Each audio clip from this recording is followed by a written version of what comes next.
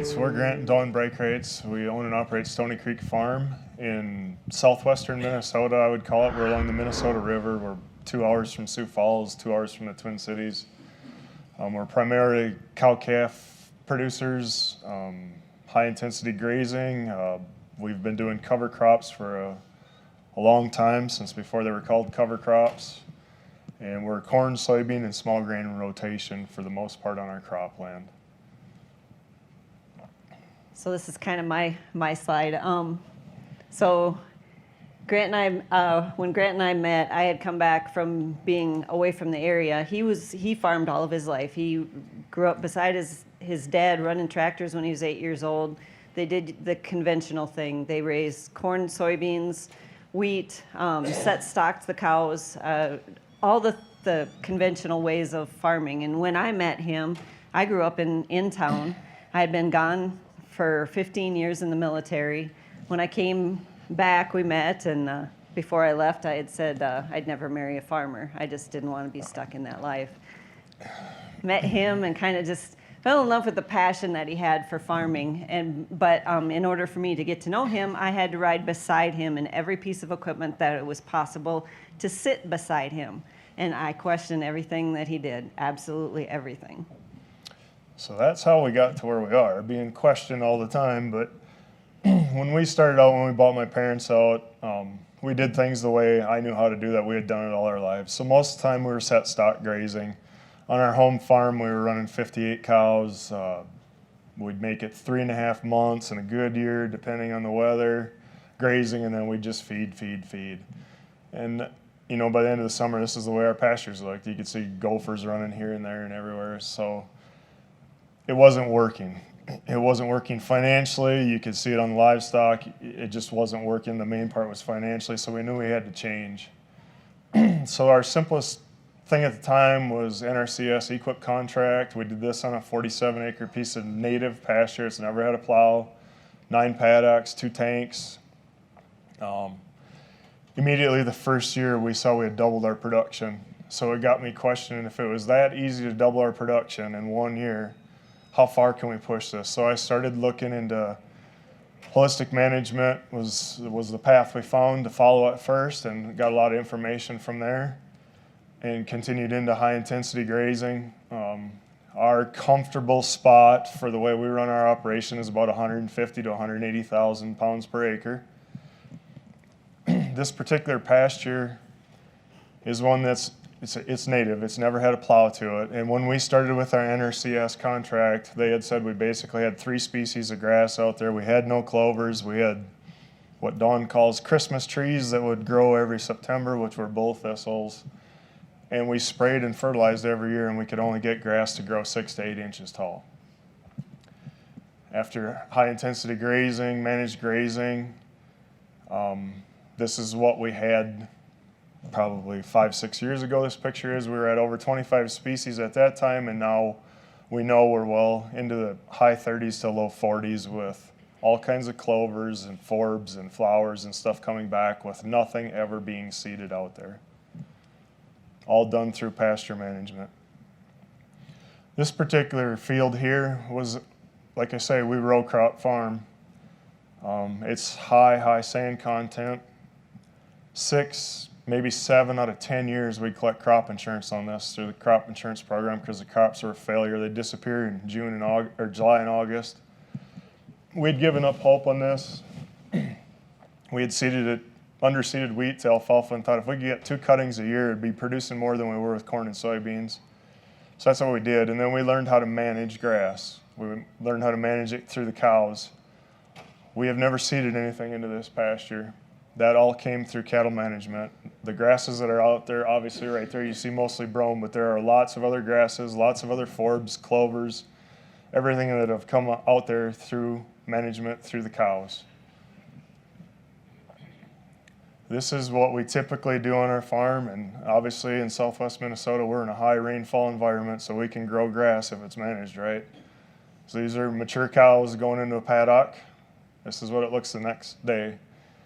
You can see that we haven't grazed a whole lot of it. We've taken 20 to 30% of it, and we've trampled the rest of it, which is our ground cover, which is our herbicide program, our fertility program, all in one step there. You can take that. So this is, more times than not, this is what our spring looks like. We get some high winds in our area, and we are really the only people that are no-tilling. And because of the tillage and our light soils and even some of the heavier soils, this is what we're seeing. And we're seeing the effects on the human health, but we're also seeing effects on our herd health as well. We are in sugar beet country, and this just makes it that much worse.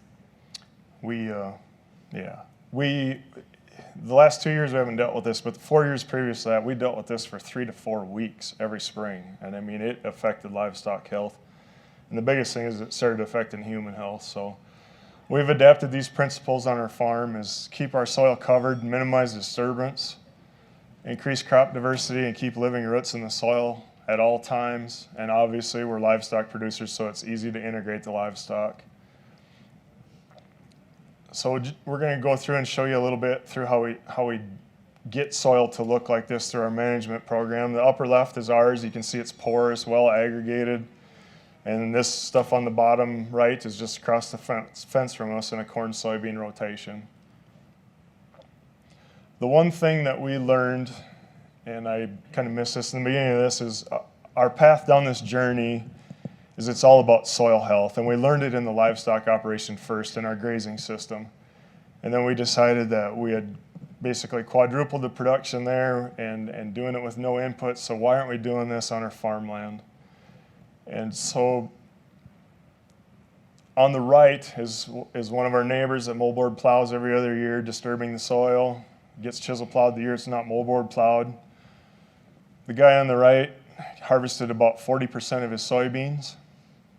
The guy on the left, in 1 year of no-till, after 2.8 inches of more rainfall, harvested 100% of his soybeans. So they got, excuse me, soil structure back in there, got water infiltration, and made it work. So this was actually taken this spring. We had 1.2 inches of rain in 3 hours. It was just a perfect rain. It didn't come horizontally. And this is, our field is on the right and our neighbors is on the left, and they do everything what we would call conventionally. And he had water standing. And there's, obviously in his water should be, it should be on our field, and our field can take it in. We've just improved things that much. So this is the easiest way for me to show you how soil health and water infiltration works. Obviously it's crop fields, but on the right, ours is all managed with cattle also. We graze every single acre of our cropland every year. So our tillage program, this is it. The no-till drill follows the combines in the fall if it wasn't interseeded during the growing season. This has become very common for us to do this because the faster we can get our cover crops in, obviously the more growing days we get before we hit winter in Minnesota. When we originally started, we did a lot of single species covers, and 2 out of 3 years we had a failure. And we didn't know what was going wrong, but when we started implementing multiple species, we'd see that the bigger seeds and the bigger plants would push through, and they'd break that surface for the smaller seeds, and everything kind of came up together then. And has been presented in some of the earlier sessions. I mean, there's lots of other reasons other than just emergence to do this. This is just kind of a common mix that we use. We always try to put a grass, a brassica, Okay. yeah, and clovers usually in our mixes to diversify the mix. And each one of these does something for us. Like I said, in our area, we're primarily corn, soybeans, and sugar beets, but we've kept wheat in our rotation. All of our neighbors don't understand how we can afford to grow wheat on our rotation because wheat doesn't work for our neighbors. For us, wheat has become one of our most profitable crops because of what we can do after the wheat harvest with cover crops to fix the soil health and to feed cattle. And in return, after that year, if you look at it over long term, the benefits we get farther and farther out. We'll go into the next year's corn crop where we don't need to use traded seeds because we broke the insect cycle, so we can go back to conventional seed, which is much cheaper. Our fertilizer rates are much less, about 10 to 20% of what our neighbors do. And also herbicide, because we keep the ground covered at all times, which prevents weeds from coming. So this is that mix, what it looks like shortly after the wheat was harvested. We bale all the straw for our feedlot and for winter feeding if we need it. This is 6 weeks later, the same field. We're growing more biomass on the second crop after the cash crop was harvested, tonnage-wise, than we did with the grain crop that was harvested and taken out of there. The species that we use in our cover crops on our operation, we use them to harvest the nutrients out of the manure coming out of the feedlot or from the grazing cattle, and also to move nutrients that might be leaching down back to the surface for the next year's crop, whatever we're going to put in there. When we graze a cover crop like this, we manage this cover crop just like we do our pastures. We strip graze it. We give the cows a certain amount of space each day or every 3 days if we're really busy in the fall. So we're leaving 40 to 50% of the cover there to do everything we need done to prevent soil erosion, hold nutrients, and just plain keep the ground covered. Oops. So the upper left photo is a cover crop that was grazed in the fall. It was grazed in the spring as it reemerged. It was probably way overgrazed in the spring. Until the cows started calving, we moved them to a different spot. And then look at what we're planting corn through. In our area, a lot of people told us, you can't do this, you're never going to get a corn crop. It is not just a single species out there. There are multiple species out there producing nitrogen for the corn, and that grass crop is not taking it all away. But that was May 14th, 2 years ago, and this picture in the bottom right is probably late May this year, and what a difference Mother Nature can throw at you. It's the same mix, same blends, but when Mother Nature decides it's not going to grow, it's not going to grow. This is what our ground cover looks like in September in a cornfield. We still got good coverage of our soil so we can protect the soil, and that's obviously some of it trampled by cattle that grazed it, but the rest is just degrading.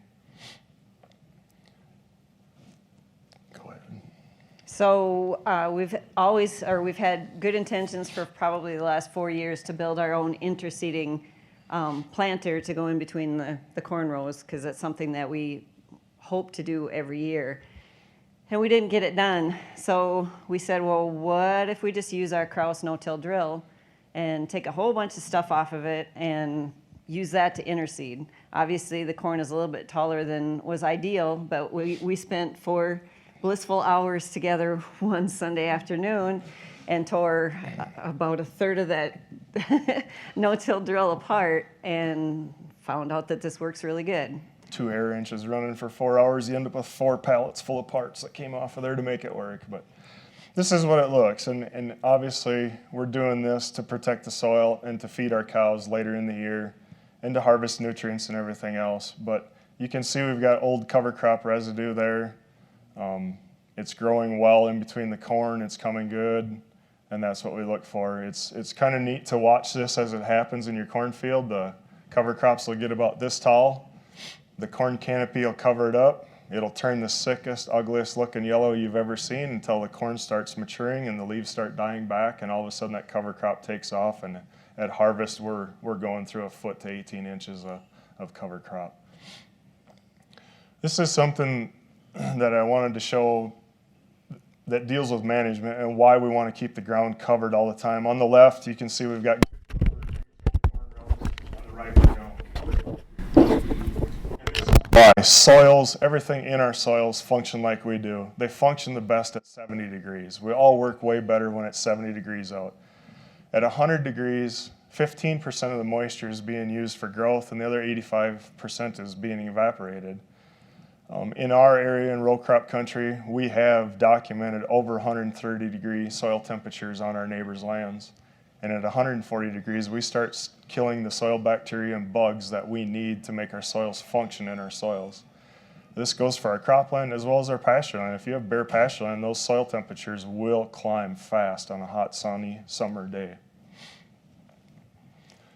This was something we were very fortunate to work with Dr. Ellen Williams on and the pasture project on. We took 25 acres or 50 acres of our farm and split it into this program for them.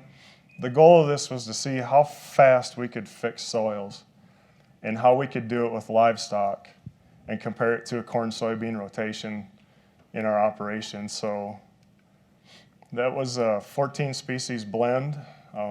You can see what this looks like. This is one of the big challenges with doing this, is try to set a drill for that mixture. You've got every size, shape, texture in there, so we spend a lot of time calibrating drills, especially if we're onto a new mix that we haven't used before.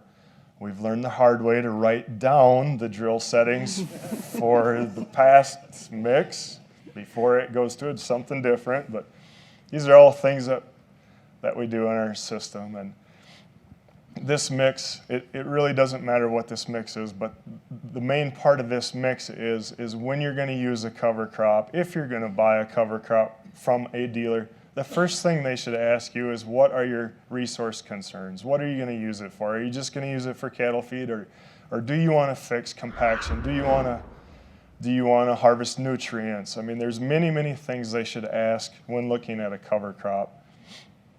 We've got a wide variety of things in here. We were trying to fix basically everything at once, and at the same time provide a very good feed source for freshly weaned calves. This is what it looks like in the fall. We did take a hay crop off of here early, oats, peas, and barley, and then seeded this a little bit later. This was so thick you could not walk through it, crawl through it, anything. And this is after a full killing freeze is what we've still got left here. So we had to use a brush mower to mow through it, to put fences in. After we mowed through and got the main fences in, then we just kind of used a side-by-side to crush it down so we could put the strip grazing fences in. And this is what it looks like as we're grazing it.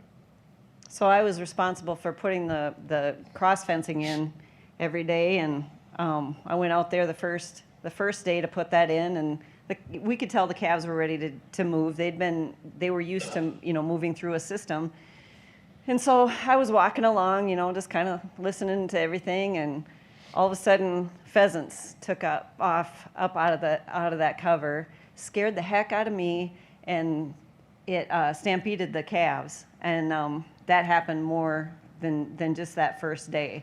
So there was wildlife in there, and that was a consequence that we had no idea was out there.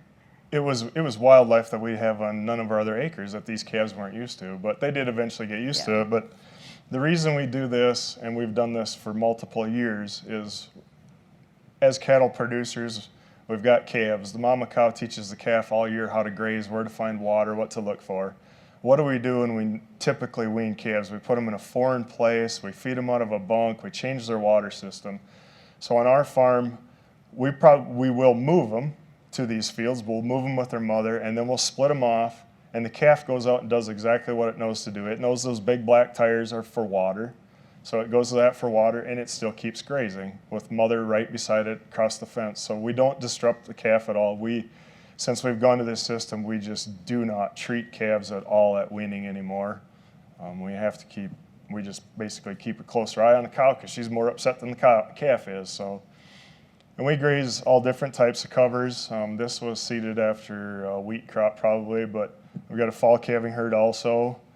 We graze, and this was just a light snow, but it was pretty early snow. We pick our species so that they will maintain some integrity through our cold, so that we can get into, I think these cows made it into January on this before they had to go to a different spot to be fed. And all of it is managed grazing, so we're leaving cover. This particular field was going to be awesome until we had 2 hail events on this, and they were significant hail events. They were about a month and a half apart, and we were so proud that we had such a good stand on this cover crop, and that hail came through, and we went out there, and you could see bare dirt everywhere, and we were figuring we were going to lose that cover crop. but danged if it didn't come back, only for it to happen again in about a month and a half. So, you know, what you saw in a previous slide, that was obviously a different year. Every year we have to manage with what Mother Nature allows us to have. And so on this particular piece, we didn't cross-fence this. We let the cattle go out there and get it because we just didn't have the volume that we would normally have had. So this winter, shortly after this picture was taken, I think, but we got visited by a doctor from the East Coast, and he had brought a film crew with him. And he wanted to understand what we were doing as far as regenerative agriculture, grazing cattle, and that type of stuff. It was 26 below zero when he was in the Twin Cities the night before he came to our farm. It was a beautiful 3 below zero, 25-mile-an-hour southwest wind blowing when he shows up at our place, and there's no protection from the southwest, so he froze to death. I loaded him up in a pickup, warmed it up, took it out there, and I thought, we're just going to show you what these calves are doing. These are not adult animals. These are calves, weaned calves. It's 3 below zero. Those calves, they see a stranger out there. They came right up to them, turnips, radishes, kale, sorghum hanging out of their mouths. And this doctor looked at me and said, really? It was 26 below zero last night. You're telling me these cattle are okay out here? And they're foraging for themselves and they're okay? And I said, exactly. And it's been brought up before that we need to tell our story. You know, he had no idea that livestock could do this on their own with our management. So we opened some eyes that day. But part of our management goes into winter feeding too. If we have to feed, which we've never made it through a whole winter yet without feeding, we manage our bunks, we manage our bale grazing, we manage our bale unrolling. We move it across our land. Like these bunks you see in the upper left, we'll move them every week, if not sooner, as we're feeding a TMR ration. The bottom right, we're obviously in some pretty deep snow and some very cold temperatures, but we're still grazing and still managing it. This is some of the stuff that we see. Obviously, we're in a high moisture environment usually. It's my 5-year-old nephew with a tillage radish beside him. That's what does our tillage. That's what allows us to get water infiltration into our soil, collects nutrients for the next crop, and it's cattle feed, which is the greatest part of it all. Dr. Alan Williams came out last fall. We were hosting a field day. We had him there as our keynote speaker. As part of this event, I was going to dig a soil pit. Went out with the backhoe and I started digging, and I thought, oh, Grant, you just screwed up. This is where they took all the clay out of here to rebuild the road bed 10 years ago. And this was a bad, bad spot. I knew they had taken a lot of material out of here. And of course, when they rebuild the road, they give you about that much of whatever they got left back that looks like black dirt according to them. I'm digging along there, and I couldn't believe what I was seeing, and I thought, well, it is what it is. I'm not digging 2 holes. It was getting dark. And we went out there and we measured. We had between 12 and 16 inches of black topsoil on top of that clay. We have never run a piece of tillage equipment through it since the road construction was done, but it has been cover cropped faithfully for the last 10 years with cattle run across it once, if not twice, since that road construction was done. Our neighbors who are on the same road, had the same destruction done to their soil, are still turning over clay. You can see we've got living roots 30 inches deep in that soil. I guess that's what we're going after, is the soil health aspect of it. So this is something Dawn made us put in as full disclosure. It sounds so great and rosy, you know, if you manage everything, plan it, it's all going to be great. So we put the good parts and the challenges. Obviously, the good part is we're saving dollars, but the key to it is plan, plan, plan. Especially for us in row crop country, we were selling all of our spring wheat that we were growing at the time to a local seed plant, and we were selling it to them as seed. We had a cover crop that did not germinate the fall before, germinated the next spring. The entire wheat crop could not be sold to the seed company, and it had too much foreign material in it. So we try to have a 3 to 4 year plan, obviously with flexibility in it. Improved soil health, that's what we're shooting for with grazing management, with the cover crops, with management, with the cows across them.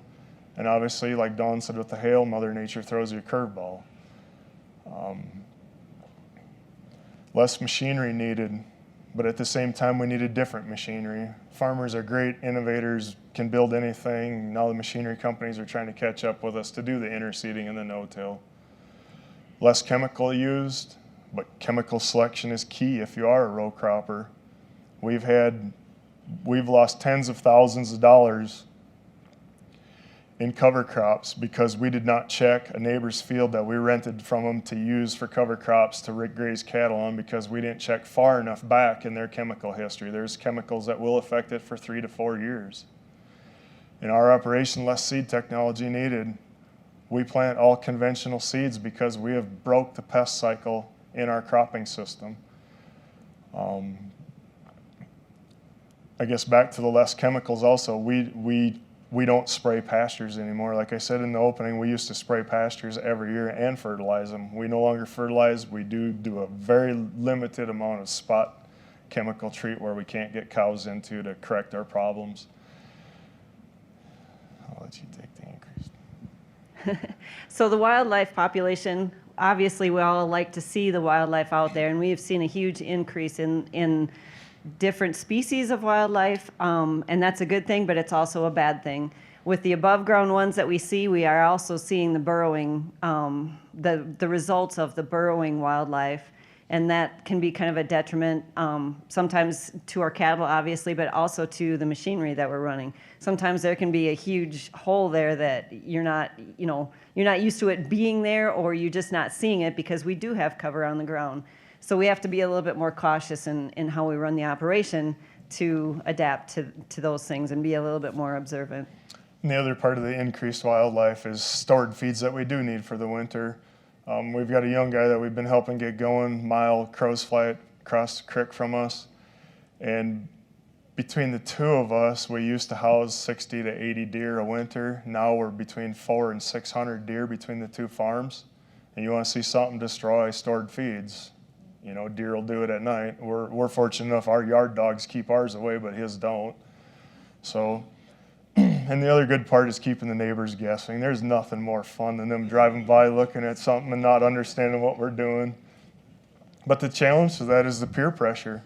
If you're the only one doing this in your neighborhood, your friends will change. The people you talk to will change because eventually you'll get tired of them questioning you and never taking actions.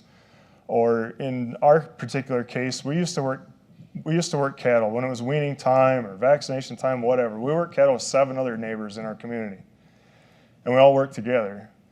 But after years and years and years of them asking us, well, God, you got 6 weeks of feed left out there. Why don't you graze it? Well, there's a reason we're not, because it's going to directly affect next year's production. Eventually, you just get tired of listening to that type of stuff. So we have a whole new network of friends that we feel are a lot better. But. So in Minnesota, our governor is going after water quality huge. It's unbelievable the stuff we're dealing with in Minnesota as far as new policy coming down the line, but that's one of the best rewards of it. And we obviously saw a lot of dirty water on our trip out here from Minnesota.